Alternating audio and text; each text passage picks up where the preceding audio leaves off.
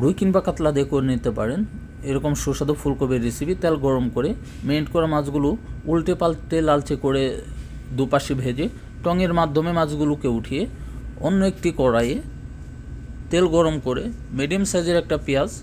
গোটা চারেক কাঁচামরিচ মাঝখান থেকে কেটে স্বাদ মতন লবণ দিয়ে একটা হাতার মাধ্যমে লালচে করে ভেজে 3 টেবিল চামচ আদা রসুন বাটা দিয়ে, হাফ টেবিল চামচ শুকনো মরিচ, হাফ টেবিল চামচ হলুদের গুঁড়া, 1 টেবিল চামচ জিরার গুঁড়া দিয়ে গ্যাসের ভলিউমটা লো করে একটা হাতার মাধ্যমে উল্টে পাল্টে লেড়ে পরিমাণ মতন পানি দিয়ে কষিয়ে নেব। 2টা মিডিয়াম সাইজের আলু স্লাইস করে কেটে এবং ফুলকপি ছোটো স্লাইস করে কেটে, একটা টমেটো মিডিয়াম সাইজ, পরিমাণ মতন পানি দিয়ে ভেজে রাখা মাছগুলো দিয়ে একটা ঢাকা দিয়ে ঢেকে 20 মিনিট কুক করে নিলে হয়ে যাবে সুন্দর এই রেসিপিটা। গার্নিশের জন্য ধনিয়া পাতা দিয়ে খেয়ে বলবেন কেমন হলো।